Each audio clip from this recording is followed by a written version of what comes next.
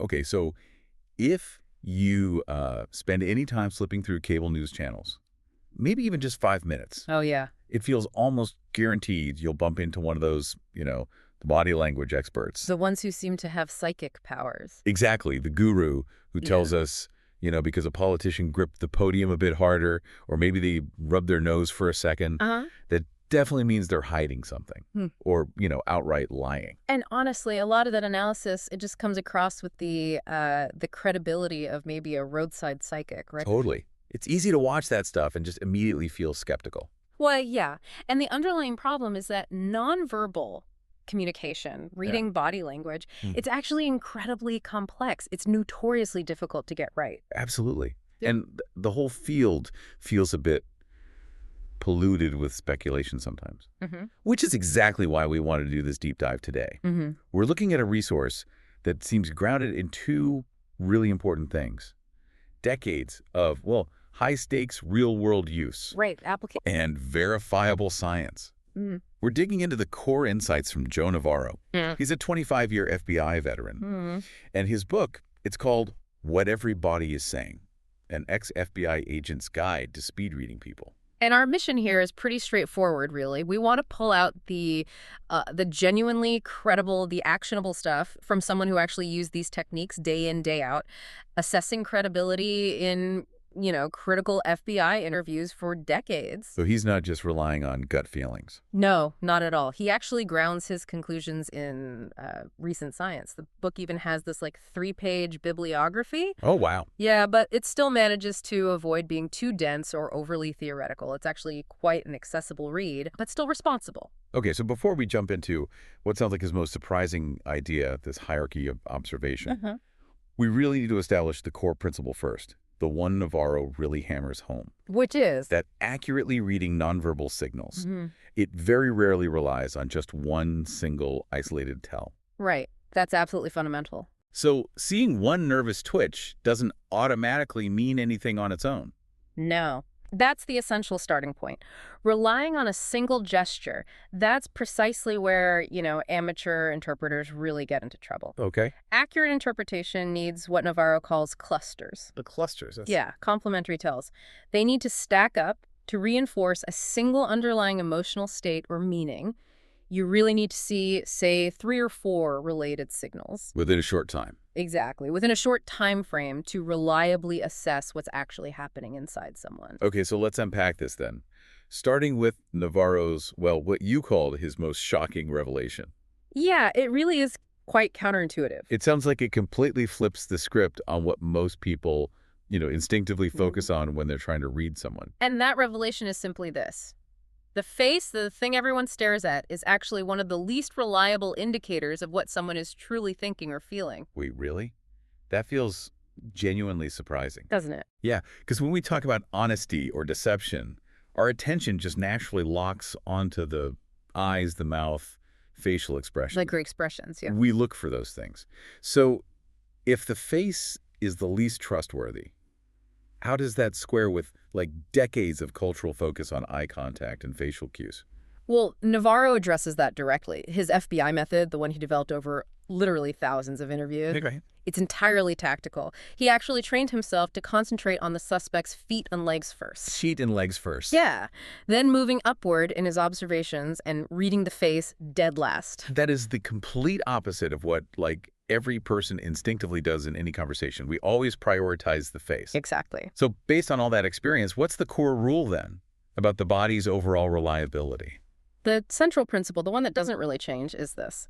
When you're assessing honesty, truthfulness, reliability decreases as you move your observations up from the feet towards the head. Wow. So the lower half of the body is counterintuitively the most truthful part. That's what his decades of experience showed. The most honest part of the human form. Why? Why are we so good at controlling our faces? Is it just constant practice? Yeah. Why can that part lie so well while the feet just give away the game? Well, it really boils down to training and, conscious social control. We're taught from our earliest years, really, how to deliberately lie with our faces, just for social harmony. Right. Think about those examples you mentioned from the source material. Yeah. We learn as kids not to make that face when a friend gives us some distasteful food. Exactly. Or that almost universal experience of pretending you're absolutely thrilled to see, that unpopular aunt at the family get-together. Been there. Right. That's conscious facial control. It's being ingrained in us from a super young age. We learn to mask what we genuinely feel with an expected, socially acceptable expression. And that's governed by the higher thinking part of our brain. Precisely, the neocortex. Meanwhile, our feet and legs, they're often acting under an older, much faster command structure. They usually operate without that conscious, socialized filter getting in the way. And that speed difference? Yeah. That's critical. It's everything. Which actually brings us really nicely to the underlying subconscious drivers that Navarro talks about, what he calls our limbic legacy. Okay, limbic legacy. This sounds like where the science comes in to back up the FBI method. Exactly. The book talks about the evolution of the three brains, right? Giving us the biological reason why the feet are faster, more honest than the face. Precisely. When we talk about the three brains, we're generally referring to the basic hierarchy of brain function. At the bottom, you've got the most primitive structure, sometimes called the reptilian brain. Basic survival stuff. Right. Handles basic survival. Then, layered on top is the limbic system. That's the seat of our emotions, our instinctual drives. Okay. And then finally, layered over all of that is the neocortex. That's the thinking, calculating, planning. The social brain. The highly socialized brain, yeah. Yeah. The part that tells your face to smile politely when you actually hate the food you're eating. Got it. So our nonverbal behaviors, especially the really critical defensive ones, they're often governed by that super quick-acting limbic system. So we're talking about those core instinctual behaviors. Yeah. The famous freeze, flight, or fight responses. Exactly those. And the crucial point here is the timing, right? The speed difference. Yes. The limbic system processes a perceived threat almost immediately. It triggers a physical response, often milliseconds. Millisecond. Yeah, milliseconds before the slower neocortex can even formulate a controlled, conscious response, like telling your face what to do. So it's purely a defensive reflex. Absolutely. And if you connect this back to that hierarchy of reliability, Feet first. it makes perfect sense why the feet and legs are more honest. Right. They are physically gearing up for flight, maybe getting ready to run, or freezing completely still before the conscious mind can even fully process the threat and tell the face to, hide the emotion. Okay, but wait. Doesn't that really only work if the person is standing up? I mean, what if someone's sitting down? Like in an interview or a negotiation. You can't always see their whole body. That's a really critical question. And it's actually why Navarro's insights are still so valuable, even when, the lower body is partially hidden. How so? Because the instincts still manifest. A person doesn't need to actually stand up to prepare for flight, limbically speaking. Okay, so how does that flight instinct show up then? In the feet and legs?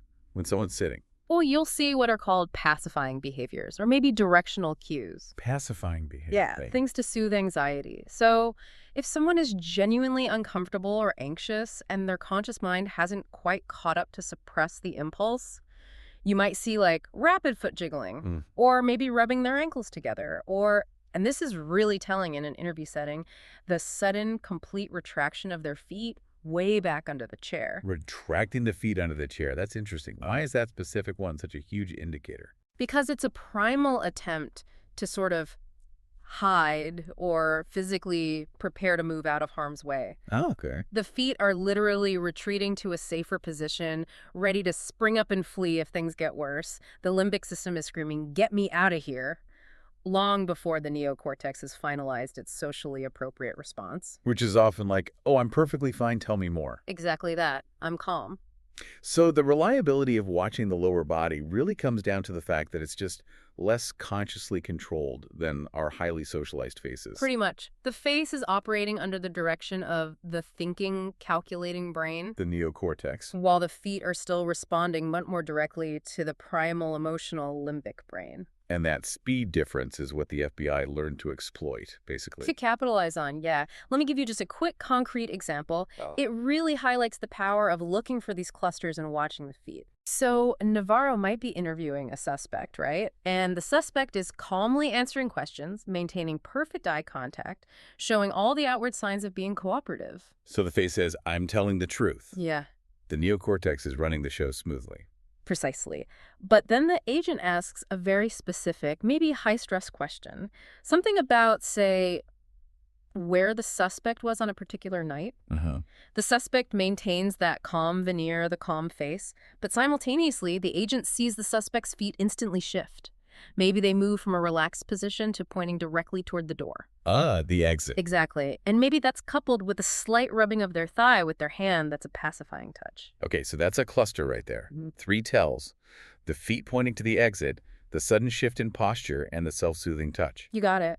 And all of those suggest high anxiety, maybe a desire for flight, completely contradicting the calm face. That's fascinating. It really shows how Navarro manages to synthesize this complex biological background, this limbic legacy stuff, and weave it into such practical, reliable observation methods. It really does turn reading people from like guesswork into more of a tactical skill. Absolutely. And he even organizes the book in a very specific way that reflects this method. Oh, so. Well, he structures his detailed nonverbal analysis not just randomly, but literally from toe to head. Toe to head. So the opposite of how we normally look at people. Exactly. Deliberately moving in the direction of decreasing honesty. It forces the reader to prioritize the most truthful signals first. Smart. And it's a really engaging format, too. It's not just, dense theory. The book includes nearly 5 dozen short side boxes, little breakout sections. Okay. And these are just filled with fascinating, often high-stakes anecdotes pulled directly from Navarro's 25-year FBI career, real-world case studies of these principles in action. That sounds really useful for seeing how it plays out. Now, in the spirit of a full look at the source material, we should probably acknowledge the minor critique. I mean, pretty much every book has some small flaw, right? And apparently, occasionally, the author did state something that seemed a little self-evident. Yeah, the reviewer we looked at cited this example of a full page dedicated to explaining that, well, attire communicates a message. Okay, like what? They use the specific example that, a person wearing a business suit in a dark alley will probably be perceived as less threatening than someone wearing baggy clothing, right? Even if they're both behaving identically. Which, okay, fair enough.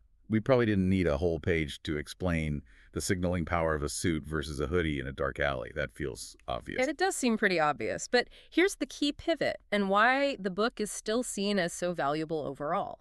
Okay. The reviewer noted that every single time they felt the author was stating an obvious point like that, they'd just flip the page and immediately learn like 3 completely new things. Okay. So the density of useful information is still really high. Exactly. It speaks to the incredible density of the genuinely novel observations in the book. It's not just padded out with common sense. It's loaded with proprietary insights from, well, a lifetime of high-stakes intelligence work. Right. The ratio of novel information to obvious points is overwhelmingly in favor of novel. And I guess the proof of the book's value is really in its staying power, isn't it? How do you mean? Well, this book came out way back in 2008. That's quite a while ago now. Yeah. Yet it's still ranked among Amazon's top 500 bestsellers today. Wow. That's some serious enduring relevance, especially in a field that often changes with, every new viral clip on TikTok or whatever. That's a really good point, and I think it holds up precisely because the underlying mechanics, the limbic legacy, the body's natural subconscious responses, they haven't changed since we were, cavemen. Right, they're fundamental. Navarro focused on the constants, not just fleeting trends or culturally specific gestures that might change over time. So let's wrap up this deep dive then. Let's try and synthesize the core actionable insights for you, the listener, so you can walk away armed with a bit of this FBI perspective. Okay, so first takeaway. Always, always look for clusters of tells. Right, not just one thing. Never just one thing. A single isolated gesture means very little on its own. You have to observe multiple complementary signals that cluster for any kind of accurate assessment of someone's true state. Okay, cluster analysis first. What's second? Second, fundamentally change where you focus first. Recognize that honesty is generally highest in the lower body, the feet and the legs. Because they're linked to that older, faster survival brain. Exactly. Watch the feet for those freeze, flight, or fight responses. Look for things like sudden shifts towards an exit or those pacifying movements we talked about, like foot jiggling or retracting the feet. Got it. Feet and legs first. Then what? And finally, just remember that the most immediate, the most truthful reactions often stem from the subconscious, from our limbic legacy. Okay. Those are the nonverbals you're likely seeing before the conscious thinking mind has had time to intervene and slap on that controlled, socialized facial mask. that shift in focus, just moving attention from the highly managed face down to the more honest feet and legs, it really does feel like it could be transformative. Yeah. And how you read a room or maybe read a person who's under pressure, it turns basic observation into something more like actual intelligence gathering. Absolutely. And, if we connect this to the bigger picture, knowing that the lower body is often the most honest part of us, mainly because it operates largely without that filter of consciousness, well, it raises an interesting, maybe even slightly uncomfortable question for you, the listener, to think about. Okay, what's that? How often are you consciously monitoring your own feet and leg movements? And what honest subconscious signals might they be sending out about your true comfort level, especially when you're trying hard to project calm confidence?